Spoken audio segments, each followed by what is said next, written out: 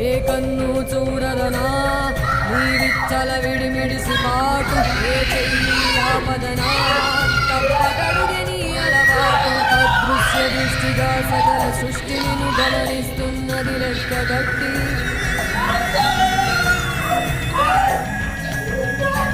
ఎంత బతుకు నీదెంత బతుకువో గుట్టడు మెతుకుల కడుపు కొరకు ఇన్నాటలు వేటలు అవసరమా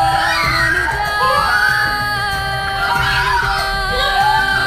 ఏ మారిక నిన్ను కబళిస్తుంది రమాయ దారి పంజా